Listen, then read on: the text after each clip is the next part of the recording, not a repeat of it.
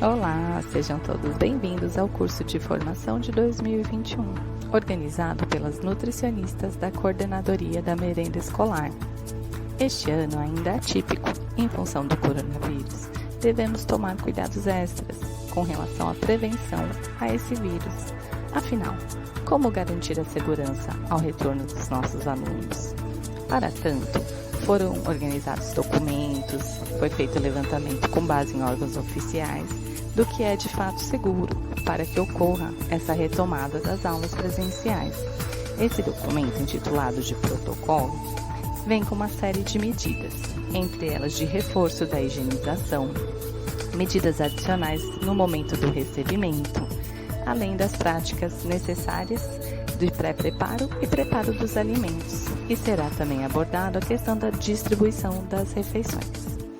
Quanto aos manipuladores, que são peça-chave nesse processo, também iremos abordar os principais tópicos, assim como as mudanças caso hajam para os alunos com necessidades alimentares.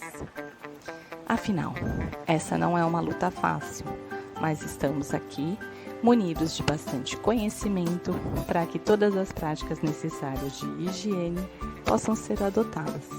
E isso considerando o nosso trabalho em equipe, nós da coordenadoria e vocês aí na ponta, onde sabemos que a dedicação, o preparo, o carinho e o amor são chaves nesse processo e que com certeza a qualidade será mantida. Vamos falar primeiramente da higienização de superfícies, utensílios e equipamentos que não têm contato com os alimentos. São exemplos deles: as paredes, as portas, as maçanetas, os interruptores, as cadeiras, as mesas, os pisos, as lixeiras. Deve-se ter uma atenção maior a maçanetas e interruptores, locais que nós sempre colocamos a mão, que devem ter uma higienização mais frequente. Como será realizada a limpeza? Vai se lavar com detergente neutro e água, pode ser com auxílio de uma esponja, um balde, depende da superfície que você vai limpar.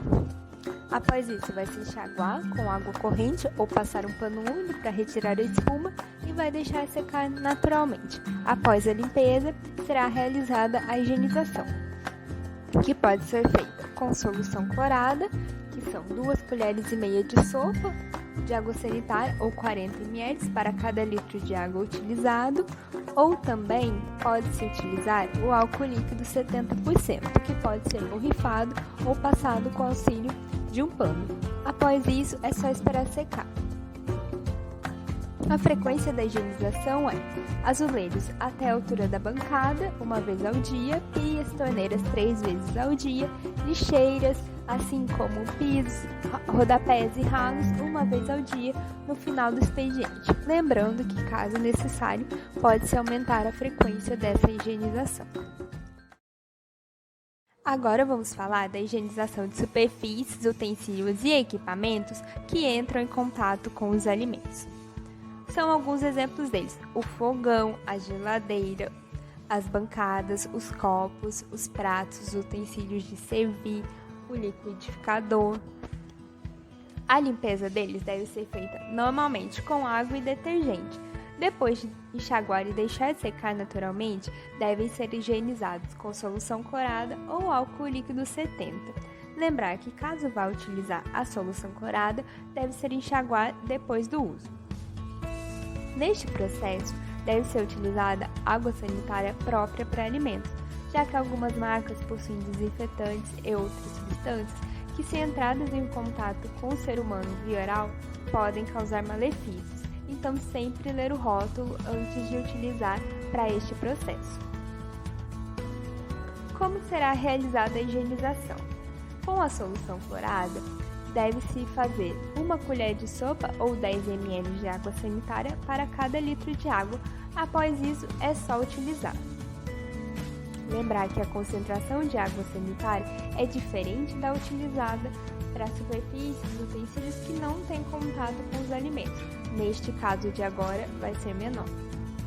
Os utensílios devem estar secos antes da higienização e eles podem ser utilizados após secar naturalmente ou 15 minutos depois de borrifar o álcool 70. A frequência dessa limpeza e higienização deve ser para utensílios diariamente, para equipamentos diariamente antes e após o uso, e para bancadas 3 vezes ao dia ou conforme a necessidade de todos, lembrando que pode aumentar. A esponja deve ser deixada de molho em solução clorada de 10 ml para 500 ml de água por 30 minutos diariamente para se fazer a sua higienização correta. Uma observação importante se dá para os materiais e utensílios de limpeza, que devem ser trocados sempre que forem verificados sinais de desgaste, para não ocorrer problemas com contaminação ou mau uso destes materiais e utensílios. Agora vamos falar da higienização das mamadeiras e dos copinhos de transição que são utilizados pelas crianças do berçário. Não teve modificação nenhuma. A mamadeira vai vir usada, vai ser feita a limpeza com água e sabão, lembrando de separar o corpo dos bicos da mamadeira e lavar bem, enxaguar e colocar em água fervente por 15 minutos. Lembrando que os bicos só podem ficar 3 minutos, então podem ser colocados no final. A mamadeira agora está limpa e já pode ser utilizada pelo bebê. A outra solução para a higienização é utilizar a solução clorada, que é 1 colher de sopa de água sanitária para cada litro de água e vai deixar as mamadeiras de molho por 15 minutos. Mas é importante lembrar que se deixar nessa solução clorada, as mamadeiras e os copinhos devem ser lavados com água corrente depois, para não ter perigo de ficar um pouco de água sanitária no bico e contaminar a criança. Agora, somente a título de curiosidade e informação, como pode ser feita a higienização de outros ambientes e equipamentos fora da cozinha. Então, ambientes como banheiros, salas de aula, pátios, devem ter uma higienização mais rigorosa e frequente para evitar a contaminação pelo Covid-19. O que pode ser feito é um protocolo mais rigoroso. Por exemplo, o bebedouro não vai poder ser utilizado, somente garrafas individuais que vão ser enchidas nesses bebedouros, que devem ter uma higienização mais rigorosa. Em relação à higienização dos cadeirões, essa deve ser feita antes e depois da refeição, seguindo o protocolo de higienização para equipamentos que têm contato com os alimentos, podendo ser feita através de álcool ou solução clorada. Lembrando que, caso vá utilizar a solução clorada, deve-se passar um pano úmido para retirar, a fim de não contaminar as crianças. Neste período de pandemia, devemos redobrar a atenção quanto ao recebimento de mercadorias, com reforço de alguns cuidados e com a prática da higienização das embalagens. Os produtos devem ser inspecionados segundo critérios pré-estabelecidos, como faixa de temperatura, integridade da embalagem e demais atributos que garantam sua qualidade. Também é importante que se verifique as condições do veículo, se o entregador faz uso de máscara, de uniforme, cumpre o distanciamento social, além de evitar de compartilhar objetos como canetas. Ainda, o entregador deve evitar entrar na cozinha, não permitir que elas sejam depositadas direto no piso, façam a retirada das caixas de papelão e ainda em todo o processo usar álcool gel, máscara e roupa.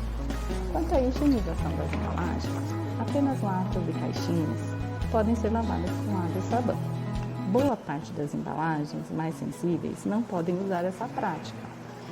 Embalagens como as de ovos, arroz, etc. devem ser higienizadas com álcool 70 líquido, com auxílio de papel, fazendo atenção para não apagar a data de validade.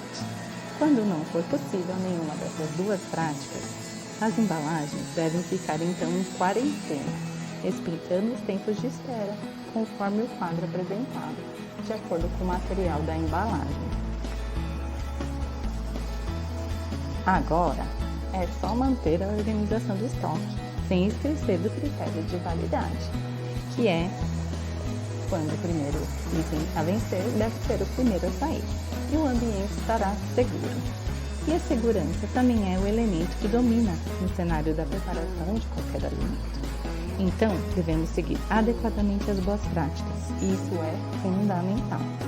Mas esse tópico será aprofundado quando falarmos dos manipuladores, porque antes precisamos entender como de fato será a dinâmica para o retorno da volta às aulas. A estruturação quanto à frequência de alunos presenciais ou não depende de situações como a fase do município no Plano São Paulo, além das particularidades de cada escola. A oferta da alimentação escolar deve ser mantida, mas agora com procedimentos diferenciados em dia de aula presencial. Os cenários serão apresentados conforme o segmento do aluno.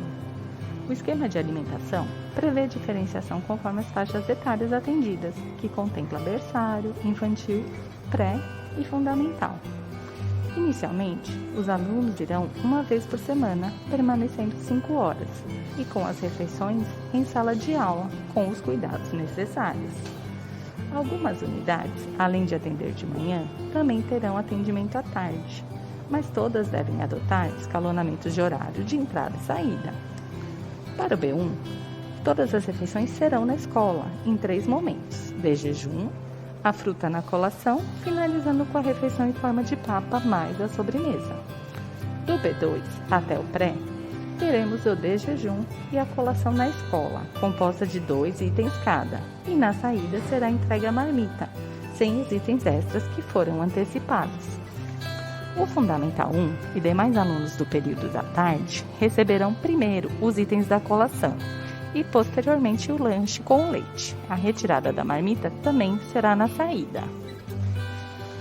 Já o Fundamental 2, que estudam de manhã, mantém o esquema do de jejum na entrada e só depois a colação, para então no fim retirar a sua marmita. Para o aluno não presencial, será mantido o esquema do ano passado, com todos os protocolos exigidos, em que a escola se organiza para a retirada das 11 a 1 e estabelece os protocolos de distanciamento. É isso aí, seguindo essa reorganização que o contexto exige, teremos a garantia em todos os processos da cozinha escolar.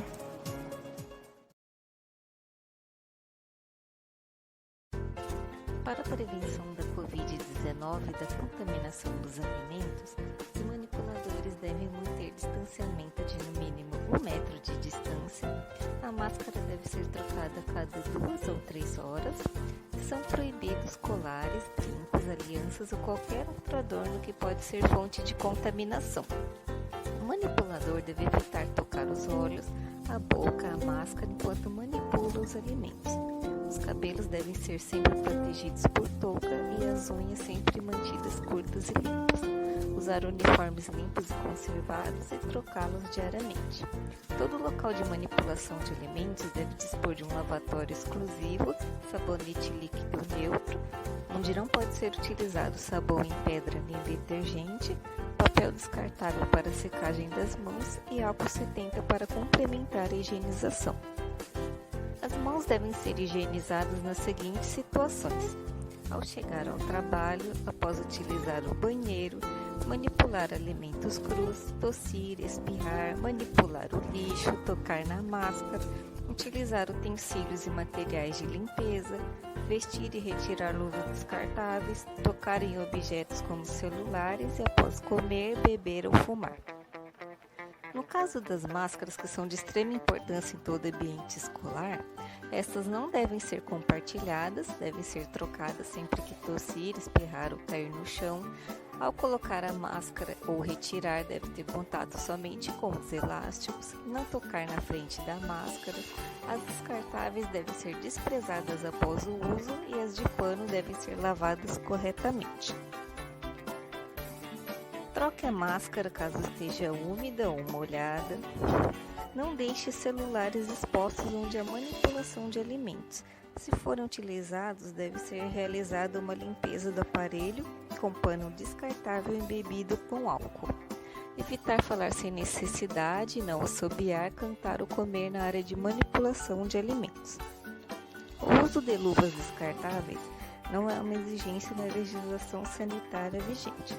porém são recomendadas com a finalidade de evitar o contato direto das mãos com os alimentos prontos, proteção da saúde do manipulador, e é importante lembrar que não isenta o manipulador da lavagem das mãos, sendo um erro muito comum não trocá-las na frequência necessária, fazendo do seu uso um fator de risco. Agora vamos falar sobre as crianças com necessidades alimentares especiais. As restrições, este é o último tópico. Os cuidados com a preparação e manipulação devem permanecer os mesmos, ou seja, evitar os alimentos a que a criança tem alergia ou intolerância, seguir a conduta nutricional que está na cozinha com as possíveis substituições e, se necessário, utilizar utensílios separados. No momento da distribuição da refeição, a gente quer evitar que seja levado na mesma bandeja um leite com o suco de uma criança que tem alergia, pois este leite pode pingar no suco e crianças mais sensíveis terem reação. Outro caso é de crianças que têm alergia a trigo, a glúten, doença celíaca, que a fruta que ela vai consumir foi levada junto com o pão. E essas pequenas migalhas também podem causar reações em crianças mais sensíveis. Então a gente pede que os alimentos sejam levados separados, se possível em outras bandejas, protegidos e identificados com o nome da criança, para evitar trocas no momento da refeição. E ter o maior cuidado em salas que têm crianças com alergias, principalmente graves, e doença celíaca, pois esses pequenos traços, essas pequenas partículas podem causar reação. Já na sala de aula, a gente pede que salas que tenham crianças com alergias ou doença celíaca, que as crianças lavem a mão após consumirem os alimentos, para não ocorrer perigo de contaminação destes alérgicos.